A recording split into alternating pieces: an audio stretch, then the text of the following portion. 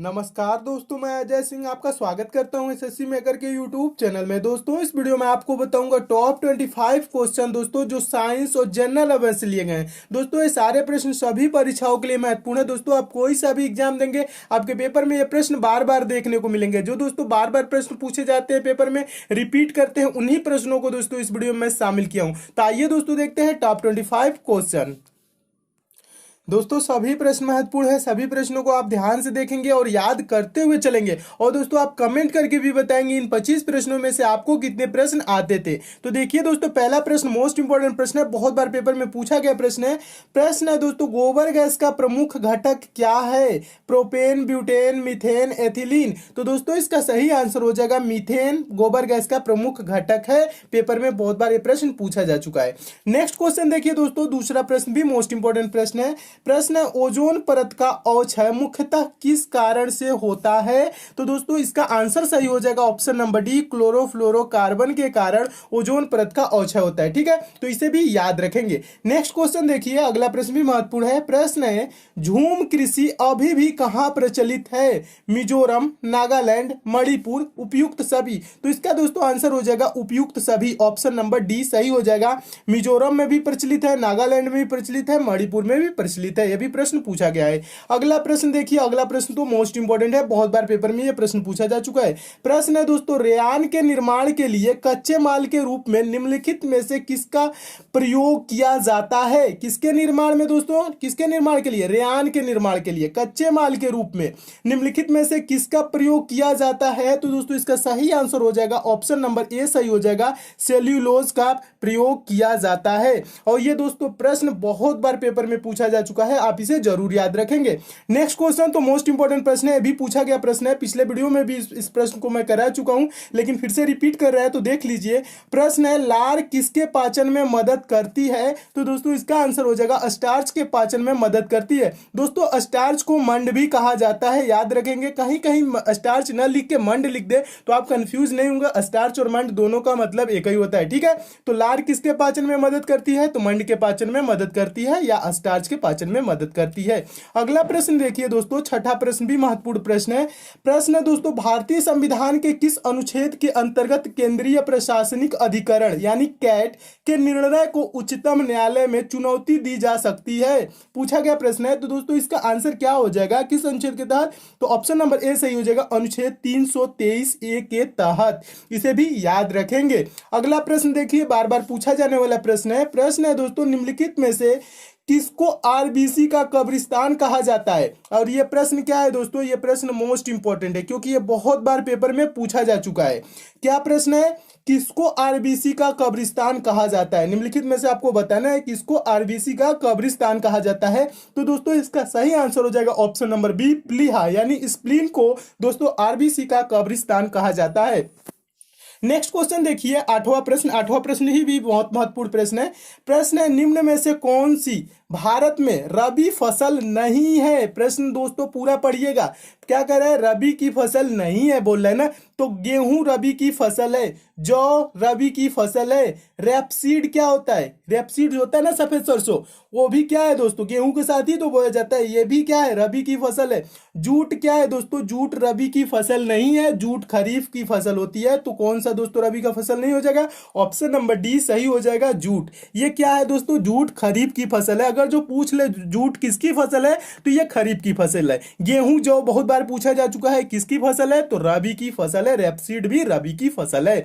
Next question देखिए, अगला प्रश्न है, नौवां प्रश्न भी महत्वपूर्ण प्रश्न है। प्रश्न है दोस्तों, अजंता तथा एलोरा की गुफाएं कहां स्थित है? तो इसका दोस्तों सही आंसर हो जाएगा option number D, Maharashtra. Option number B क्या है, महाराष्ट्र। महाराष्ट्र के औरंगाबाद जिले में दोस्तों एलोरा की गुफाएं स्थित है। तो दोस्तों इसे आप जरूर याद रखेंगे, ये भी प्रश्न लगभग दोस्तों मैं बता दूं हजारों बार पूछा जा चुका होगा। ठीक है, अनेक परीक्षाओं में, तो इसलिए आप इसे जरूर याद रखेंगे। नेक्स्ट क्वेश्चन देखिए, अगला प्रश्न 11वां प्रश्न भी महत्वपूर्ण है। अवध के अंतिम नवाब थे, अवध के अंतिम नवाब थे, तो कौन था दोस्तों अवध का अंतिम नवाब? तो ऑप्शन नंबर सी सही हो जाएगा, वाजिद अली शाह अवध के अंतिम नवाब थे। इनका नाम भी याद रखेंगे। नेक्स्ट क्वेश्चन देखिए, 11वां प्रश्न भी मोस्ट इंपोर्टेंट है, बहुत बार भी पूछा गया प्रश्न है। भारत के साथ जिन्होंने सर्वप्रथम व्यापार व्यापार संबंध बनाए वह थे। किसने भारत के साथ सर्वप्रथम व्यापार संबंध बनाए? तो कौन थे दोस्तों? वो पुर्तगाली थे। ऑप्शन नंबर कौन सा सही हो जाएगा? सी सही हो जाएगा, इसे भी याद रखेंगे। ये सब प्रश्न दोस्तों बार बार जो पूछे जाते हैं, रिपीट करते हैं, उन्हीं प्रश्नों को दोस्तों इस वीडियो में शामिल किया हूं। इसलिए दोस्तों आप सभी प्रश्नों को याद करते हुए चलिए, खूब अच्छे से पढ़ते हुए चलिए। नेक्स्ट क्वेश्चन देखिए दोस्तों, 12वां प्रश्न महत्वपूर्ण प्रश्न है, अभी बहुत बार पूछा गया है। जनसंख्या नियंत्रण और परिवार नियोजन भारत के संविधान की 7वीं अनुसूची में दी गई है। ठीक है, सूची में यानी डैश दिया है, सूची में सूचीबद्ध है। किस सूची में ये सूचीबद्ध है? जनसंख्या नियंत्रण और परिवार नियोजन। केंद्रीय सूची, राज्य सूची और कौन कौन से ऑप्शन है दोस्तों? 2 और ऑप्शन है। विश्व सूची अब है, एक समवर्ती सूची। तो दोस्तों प्रश्न क्या कह रहा है? जनसंख्या नियंत्रण और परिवार नियोजन किस सूची में सूचीबद्ध है, आपको बताना है। ठीक है, 7वीं अनुसूची में तो दी गई है, और किस सूची में है दोस्तों? तो ये समवर्ती सूची में है। ऑप्शन नंबर डी सही हो जाएगा। किस सूची में है? समवर्ती सूची। आप याद रखेंगे क्योंकि ये प्रश्न बहुत बार पूछा जा चुका है। और समवर्ती सूची के बारे में दोस्तों आपको थोड़ा सा बता दूं, समवर्ती सूची में दोस्तों उन विषयों को शामिल किया जाता है जो विषय केंद्र व राज्य दोनों के लिए महत्वपूर्ण है। इसलिए दोस्तों समवर्ती सूची में दिए गए विषयों पर कानून बनाने की शक्ति संसद व राज्य विधानमंडल दोनों के पास है। ठीक है, और समवर्ती सूची के बारे में ये सब जानकारी भी रखे रहेंगे। समवर्ती सूची में केंद्र और राज्य क्या होते हैं दोस्तों? दोनों उस पर कानून बना सकते हैं, तो ये चीज याद रखेंगे। अगला देखिए दोस्तों, अगला प्रश्न क्या कह रहा है? समवर्ती सूची वाला, ये इसे तो आप जरूर याद रखेंगे क्योंकि कई बार पूछा जा चुका है। नेक्स्ट क्वेश्चन देखिए, 13वां प्रश्न भी महत्वपूर्ण प्रश्न है। प्रश्न है, चमगादड़ निम्नलिखित में से किस कारण से अंधेरे में उड़ सकते हैं? किस कारण से उड़ सकते हैं? ये तो आपको पता ही होगा क्योंकि वे प्रश्रव्य ध्वनि तरंगे उत्पन्न करते हैं। ऑप्शन नंबर कौन सही हो जाएगा? डी सही हो जाएगा, इसे भी याद रखेंगे। नेक्स्ट क्वेश्चन देखिए, 14वां प्रश्न। 14वां प्रश्न तो बहुत महत्वपूर्ण प्रश्न है। प्रश्न है, वर्ष 1961 में पुर्तगालियों से कौन से भारतीय राज्य को मुक्त कराया गया? कौन से भारतीय राज्य को मुक्त कराया गया? तो गोवा को मुक्त कराया गया। वर्ष 1961 में पुर्तगालियों से कौन से भारतीय राज्य को मुक्त कराया गया? तो गोवा। याद रखेंगे, ये भी कई बार पेपर में पूछा जा चुका है। नेक्स्ट क्वेश्चन देखिए, अगला प्रश्न है। अगला प्रश्न भी महत्वपूर्ण प्रश्न है। प्रश्न है, सूर्य के चारों ओर घूमने वाले पृथ्वी के लिए कौन सा बल जिम्मेदार है? प्रश्न क्या कह रहा है? सूर्य के चारों ओर घूमने वाले पृथ्वी के लिए कौन सा बल जिम्मेदार है? तो इसका दोस्तों आंसर कौन सा हो जाएगा? ऑप्शन नंबर डी सही हो जाएगा, गुरुत्वाकर्षण बल। ठीक है, गुरुत्वाकर्षण बल याद रखेंगे, यह भी प्रश्न बहुत बार पूछा जा चुका है। अगला प्रश्न देखिए दोस्तों, 16वां प्रश्न दोस्तों देखिए, 16वां प्रश्न तो मोस्ट इंपोर्टेंट प्रश्न है, बहुत बार ये भी पेपर में पूछा जा चुका है। प्रश्न क्या कह रहा है दोस्तों? निम्नलिखित में से किसने अपनी राजधानी दिल्ली से देवगिरी स्थानांतरित की? दोस्तों कभी कभी देवगिरी की जगह पे क्या लिख देता है? दिल्ली से दौलताबाद स्थानांतरित की। ठीक है, देवगिरी को ही दौलताबाद कहा जाता है। ठीक है, तो आप कंफ्यूज नहीं होंगे, दिल्ली से दौलताबाद कहे या दिल्ली से देवनागरी कहे। तो यह प्रश्न बहुत बार पूछा जा चुका है। तो किसने अपनी राजधानी स्थानांतरित की? तो उनका नाम है दोस्तों, ऑप्शन नंबर डी हो जाएगा, मोहम्मद बिन तुगलक ने अपनी राजधानी दिल्ली से देवगिरी यानी दौलताबाद स्थानांतरित की। और यह प्रश्न क्या है? प्रश्न दोस्तों, यह प्रश्न मोस्ट इंपोर्टेंट है क्योंकि यह प्रश्न बहुत बार पेपर में पूछा जा चुका है, तो आप इसे जरूर याद रखेंगे। नेक्स्ट क्वेश्चन देखिए, 17वां प्रश्न भी महत्वपूर्ण प्रश्न है। भारत के धान के प्रदेश ... सेंटीमीटर यानी सेमी, ठीक है, से अधिक वर्षा वाले क्षेत्रों में स्थित है। तो कितने सेंटीमीटर दोस्तों अधिक होना चाहिए वर्षा वाले क्षेत्रों में स्थित है? तो 100 सेंटीमीटर से अधिक वर्षा वाले क्षेत्रों में स्थित है जो धान के प्रदेश है। ठीक है, तो 100 सेंटीमीटर से धान जानते ही है ज्यादा, उसमें क्या होता है? पानी की जरूरत होती है। जहां 100 सेंटीमीटर से ज्यादा बारिश होते हैं उन्हीं को धान प्रदेश में शामिल किया गया। ठीक है, तो आप इसे भी याद रखेंगे। नेक्स्ट क्वेश्चन देखिए, धान के प्रदेश के बारे में भी याद रखेंगे। अगला प्रश्न क्या है? 18वां प्रश्न। 18वां प्रश्न भी महत्वपूर्ण है। प्रश्न है, डेमोक्रेसी शब्द किस भाषा से लिया गया है? ग्रीक दिया है, हिब्रू दिया है, अंग्रेजी दिया है, लैटिन दिया गया है। तो दोस्तों डेमोक्रेसी किस भाषा से लिया गया है? तो इसका दोस्तों आंसर क्या हो जाएगा? ऑप्शन नंबर ए सही हो जाएगा, ग्रीक भाषा से लिया गया है। अगला प्रश्न देखिए, अगला प्रश्न तो मोस्ट इंपोर्टेंट है, बहुत बार ये भी पेपर में पूछा गया है। ये प्रश्न मोस्ट इंपोर्टेंट है, आप इसे जरूर याद रखेंगे। प्रश्न क्या कर रहा है? आईने अकबरी का रचयिता कौन है? बार बार पूछा जाने वाला प्रश्न है, तो इसका आंसर हो जाएगा ऑप्शन नंबर सी, अबुल फजल आईने अकबरी के रचयिता थे। ठीक है, तो ऑप्शन नंबर कौन सा सही हो जाएगा? सी। प्रश्न क्या कर रहा है? आईने अकबरी का रचयिता पिता कौन था? तो आंसर हो जाएगा अबुल फजल, याद रखेंगे। अगला प्रश्न भी महत्वपूर्ण प्रश्न है। प्रश्न है 20वां, ब्रह्मांड में सबसे प्रचुर तत्व कौन सा है? सोना, ऑक्सीजन, कार्बन, हाइड्रोजन। तो दोस्तों इसका सही आंसर हो जाएगा ब्रह्मांड में सबसे प्रचुर तत्व कौन सा है? हाइड्रोजन। ऑप्शन नंबर डी सही हो जाएगा। उसके बाद हीलियम का स्थान आता है। ठीक है, तो हाइड्रोजन दोस्तों आप याद रखेंगे, ये भी प्रश्न बहुत बार पेपर में पूछा जा चुका है। अगला प्रश्न देखिए दोस्तों, अगला प्रश्न तो मोस्ट इंपॉर्टेंट है दोस्तों। आपको ऐसा प्रश्न अच्छे लगते हैं तो दोस्तों आप वीडियो को लाइक भी किया करिए दोस्तों। आप लाइक करते हैं तो मुझे खुशी मिलती है कि मैं आपको जो पढ़ाता हूं आपको समझ में भी आते हैं। ठीक है, तो लाइक भी कर दिया करिए, और किसी टॉपिक में आप कमजोर है दोस्तों तो आप कमेंट भी कर दिया करिए। वो आपका चैप्टर भी मैं आपको पढ़ा के एकदम बेसिक से कंप्लीट करा दूंगा, ताकि आप पेपर में एकदम अच्छे से पास हो जाए। ठीक है, एग्जाम को अच्छे से पास कर जाएंगे। तो दोस्तों आप किसी टॉपिक से कमजोर है तो आप कमेंट जरूर कीजिएगा। ठीक है, तो इसको प्रश्न को देखिए दोस्तों, ये प्रश्न भी बहुत बार पेपर में पूछा गया है। प्रश्न क्या कह रहे हैं? भगवान बुद्ध ने अपना प्रथम उपदेश कहां दिया था? तो दोस्तों इसका सही आंसर क्या हो जाएगा? सारनाथ। ऑप्शन नंबर सी, भगवान बुद्ध ने सारनाथ में अपना प्रथम उपदेश दिया था। उसी प्रथम उपदेश को दोस्तों जिसे क्या कहा गया? धर्मचक्र परिवर्तन कहा जाता है। ठीक है, तो आप इसे भी याद रखेंगे। नेक्स्ट क्वेश्चन देखिए, अगला प्रश्न भी महत्वपूर्ण है। अगला प्रश्न पेपर में बहुत बार पूछा जा चुका है, हजारों बार पूछा जा चुका होगा ये प्रश्न।